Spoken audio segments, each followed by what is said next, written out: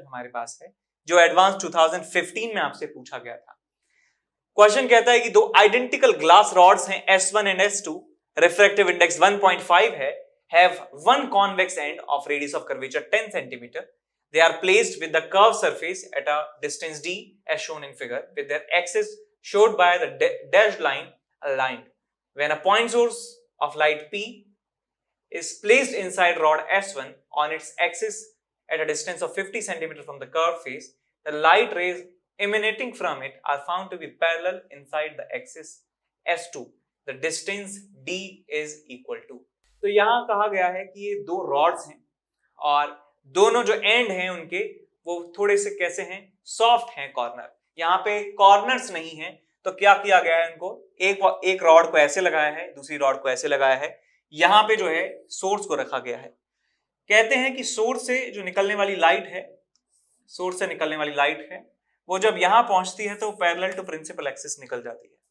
तो हम सबसे पहले क्या करेंगे, हम पहले इस वाली कर्व्ड बाउंड्री से रिफ्रैक्शन कराएंगे और देखेंगे कि इस ऑब्जेक्ट की जो इमेज है कहां पे बन रही है।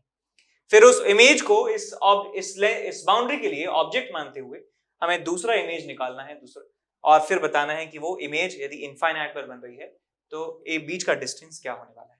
तो चलिए मैं पहले वाले सरफेस S1 से रिफ्रैक्शन करा रहा हूं। 4S1 मैं कह सकता हूं यहां से इंसिडेंट हुई है इस मीडियम से, यहां जो है रिफ्रैक्ट हुई है, यहां एयर है और यहां जो है रिफ्रैक्टिव इंडेक्स 1.5 है।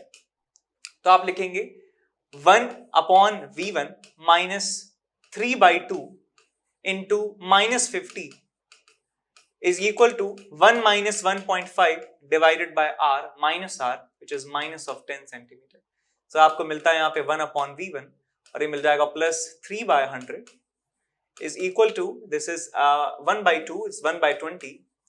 So it's 1/20 को इसको लिखा जा सकता है 5 से मल्टीप्लाई कर दीजिए 5/100, तो 2/100 V1 की वैल्यू आपको मिल जाती है 50 के बराबर।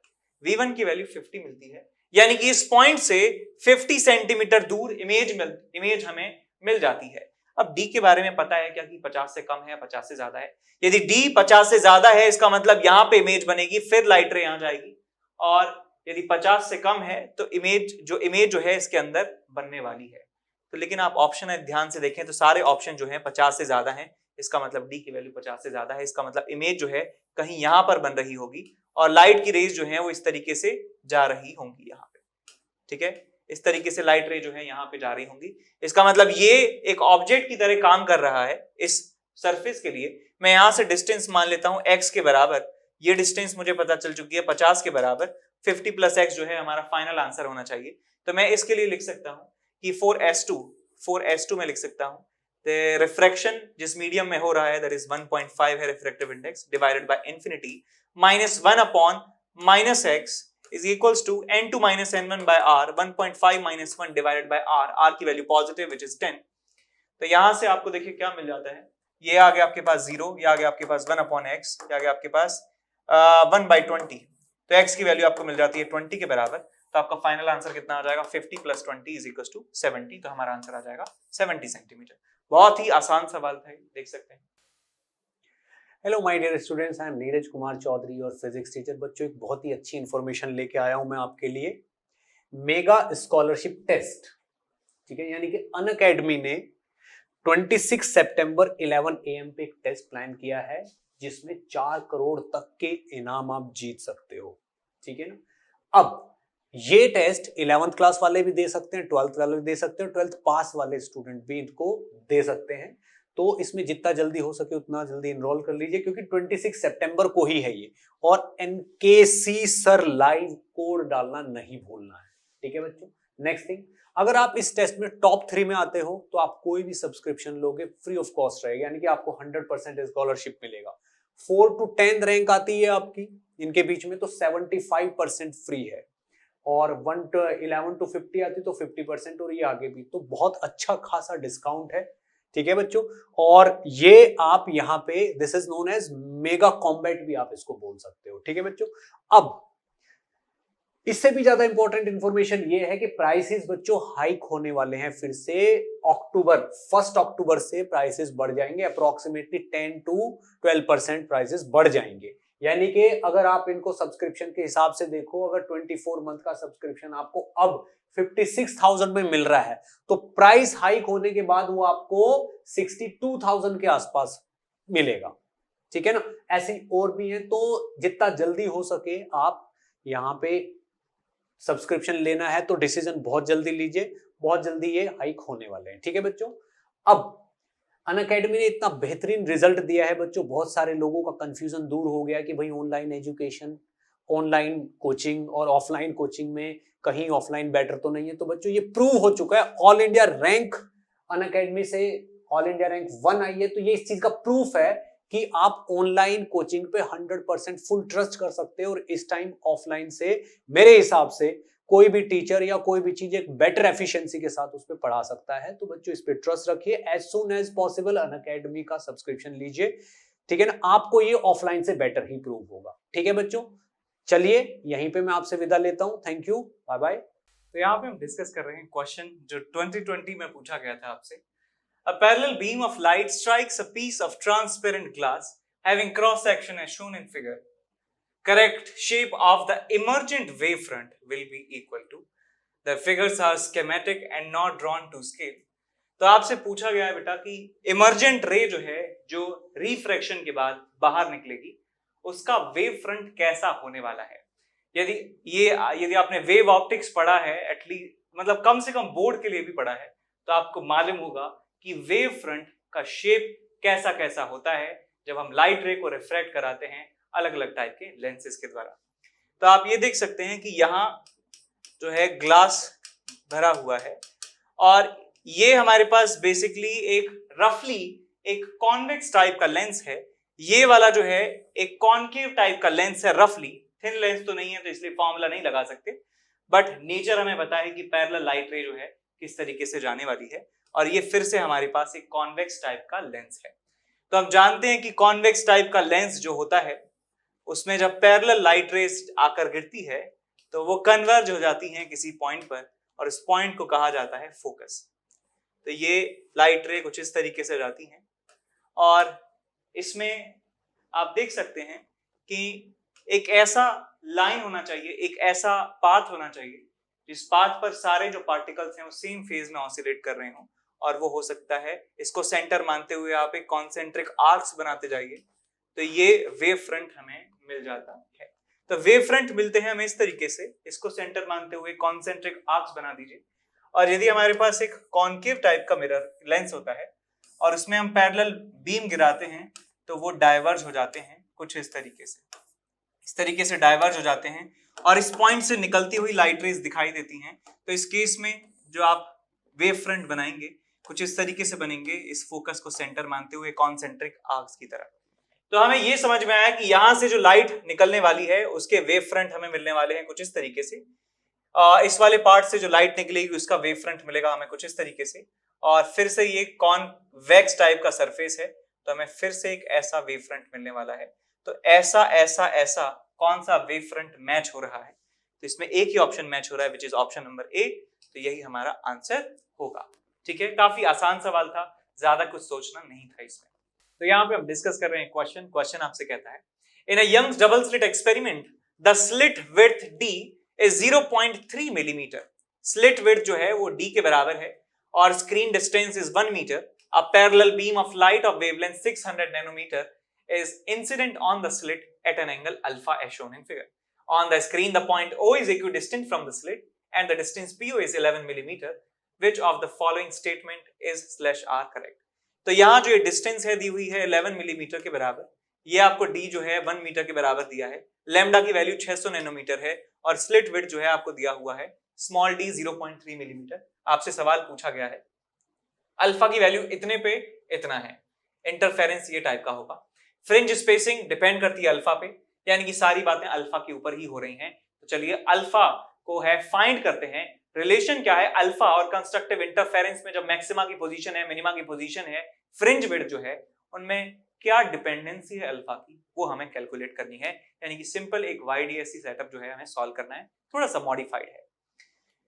तो देख सकते हैं यदि किसी ने पहली बार देखा हो ऐसा सेटअप जो है उसके लिए थोड़ा सा इंटिमिडेटिंग हो सकता है, लेकिन यदि किसी को बेसिक कॉन्सेप्ट मालूम है कि हम पाथ डिफरेंस निकालते कैसे थे, वो चीज यदि आपने समझी होती तो आप ये सवाल को कर लेते यदि आप जेईई एडवांस 2019 में बैठे होते तो इसलिए बेसिक कॉन्सेप्ट को समझना बहुत जरूरी है। बिल्कुल बेसिक से आप लेके जाइए, स्क्रैच से आप क्वेश्चन को सॉल्व करिए तो आपसे बड़े बड़े क्वेश्चन भी सॉल्व हो जाएंगे। ठीक है, देखिए ये हमारे पास स्लिट विड्थ है D, ये हमारे पास स्क्रीन है, यहां से कैपिटल D डिस्टेंस दूं, और जो बीम है, लाइट है, वो कुछ इस तरीके से आ रही है एंगल अल्फा बनाते हुए।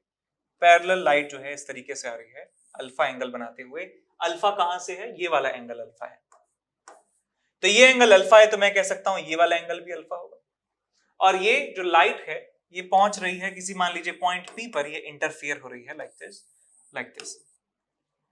तो पहले मैं ये निकालना चाहता हूं कि लाइट S1 और S2 तक पहुंचने में कितना पाथ का डिफरेंस उनके बीच में होता है, बिकॉज यहां से निकलने के बाद तो मुझे पाथ डिफरेंस मालूम है d sin थीटा होता है, लेकिन यहां से लेके यहां तक जो है S1 S2 तक पहुंचने तक, स्लिट तक पहुंचने में कितना पाथ का डिफरेंस उनमें आ चुका है।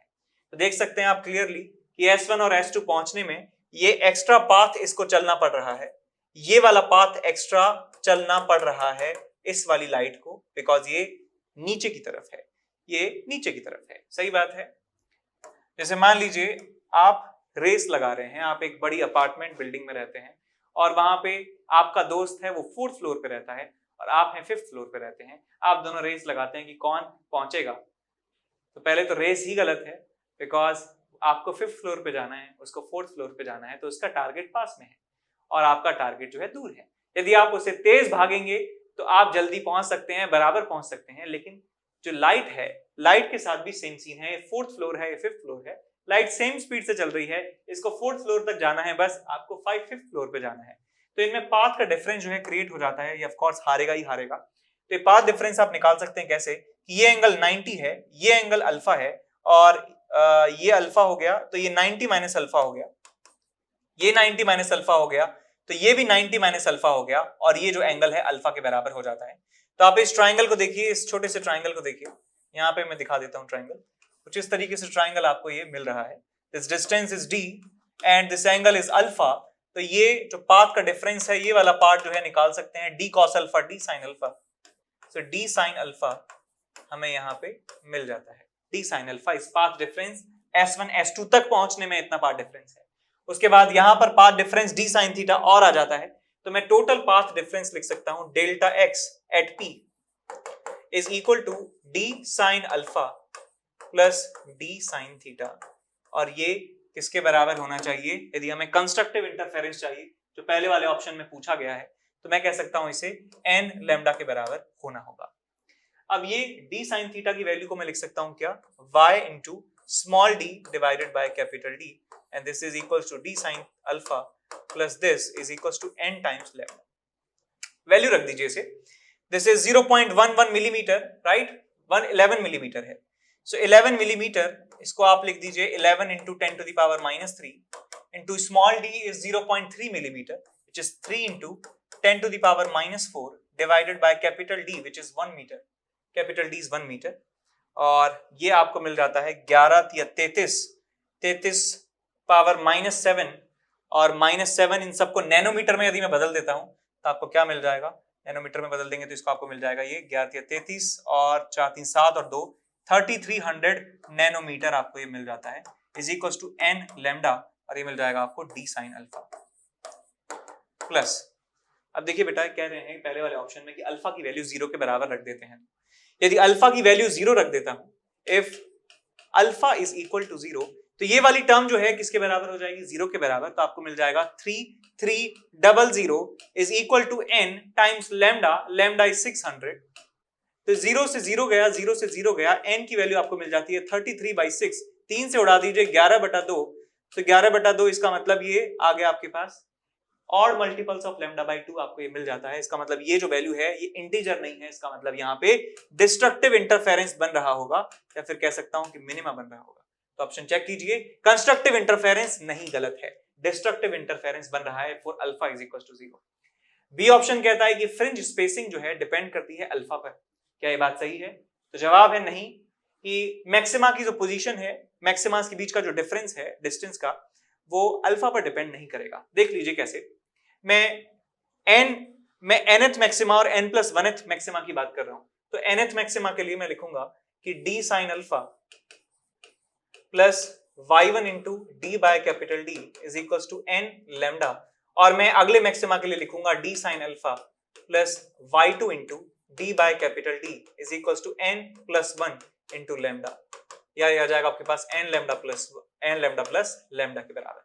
दोनों इक्वेशंस को माइनस कर देंगे, तो माइनस इसको कर देंगे तो आपको मिल जाएगा d sin अल्फा से d sin अल्फा गया, आपको मिल जाएगा y1 minus y2 minus y1, और ये मिल जाएगा d upon capital D is equal to n lambda से n लैम्डा गया लैम्डा, तो आपको मिल जाएगा y2 minus y1, this is the fringe width, और ये मिल जाएगा आपको d lambda divide by d के बराबर। तो फ्रिंज विड्थ में आप देख सकते हैं कहीं भी अल्फा का रोल नहीं है, इसका मतलब ये सही कहा गया है कि फ्रिंज नहीं, ये गलत कहा गया है कि फ्रिंज स्पेसिंग डिपेंड करती है अल्फा पर। अब हमारे पास दो ऑप्शंस हैं कि अल्फा की वैल्यू 0.36 बाय पाई डिग्री ही, देखो भाई क्या इन्होंने खेला है सही से, डिग्री लिख दिया है पाई लिख के, बिकॉज मैक्सिमम क्वेश्चंस 99.99% क्वेश्चन जो अभी तक आप करते आए हैं उनमें पाई यदि आता है एंगल में, इसका मतलब वो रेडियन में है, लेकिन यहाँ पे खेल खेला है इन्होंने पाई के साथ दिया है एंगल और उसे डिग्री में माना गया है। There will be destructive interference, there will be destructive interference at O and destructive interference at P. Okay, तो हमें O पॉइंट और P पॉइंट पर ये चेक करना है कि कैसा इंटरफेरेंस हो रहा होगा।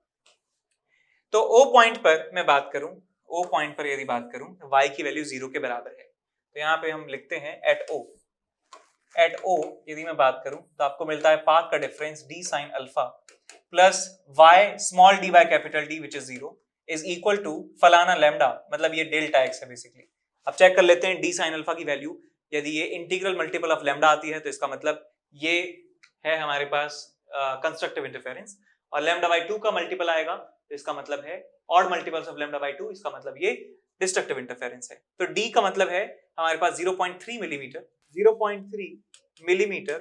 10 टू द पावर -3, और इसको आप बना दीजिए नैनोमीटर में बना दीजिए, तो क्या करना होगा आपको 10 टू द पावर 6 से मल्टीप्लाई करना होगा into sine alpha, because alpha आप देख सकते हैं अल्फा की वैल्यू है 0.36 बाय पाई डिग्री, ये जो है 0 से भी कम है डिग्री, इसका मतलब ये बहुत ही छोटा एंगल है, तो इसे आप रेडियन में कन्वर्ट करेंगे। साइन अल्फा को अल्फा लिख सकता हूं, अल्फा इन रेडियन, जब जो अल्फा है बहुत ज्यादा छोटा है, अल्फा इज वेरी स्मॉल, तो हम साइन अल्फा को लिख सकते हैं अल्फा, लेकिन ये अल्फा रेडियन में होना चाहिए, ठीक है। तो ये अल्फा रेडियन में वैल्यू लिख दीजिए इसकी, तो आ जाएगा आपके पास 0.36 into divided by pi into pi by 180 से मल्टीप्लाई कर दीजिए, तो ये रेडियन में कन्वर्ट हो जाएगा। तो यहां से आपको मिल जाता है पाई से पाई कैंसिल आउट हो गया, इसको आप नैनोमीटर में बना लीजिए, नैनोमीटर में बनाएंगे तो आप इसको मल्टीप्लाई कर दीजिए, मिलीमीटर को नैनोमीटर बनाने के लिए 10 टू द पावर 6 से मल्टीप्लाई करना होगा, तो 1000 इंटू 1000 से इसको मल्टीप्लाई कर दीजिए, तो ये आपको मिल जाएगा, ये हट जाएगा आपका -6, अच्छा ये 1000 से उड़ जाएगा, 1 2 3, ये बन जाएगा 36 इंटू 3 डिवाइडेड बाय 180, तो बन जाएगा 6 से गए 6 बार, 6 से गए 30 बार, 3 से गए 10 बार, 2 से गए 5 बार, 2 से गए 3 बार, सो 3/5 आपको ये मिल जाता है, 3/5 नैनोमीटर। 3/5 क्या ये नैनोमीटर है? एक बार रुकिए, थोड़ा सा यहाँ पे कंफ्यूजन है। अच्छा मैंने यहाँ पे 10 टू द पावर -3 बनाया, तो मैंने इसको मीटर में बना दिया था, तो मुझे एक बार और 1000 से मल्टीप्लाई करना होगा, तो 1000 और आएगा यहाँ पे, 1000 और आएगा, 1000 और आएगा यहाँ पे, ठीक है। तो ये बन जाएगा आपके पास 600 आपको ये मिल जाता है 600, और 600 नैनोमीटर आपको मिल जाता है पाथ का डिफरेंस, जो कह सकता हूं कि मैं लैम्डा के बराबर है, इसका मतलब यहाँ पे कंस्ट्रक्टिव इंटरफेरेंस O पर बन रहा होगा।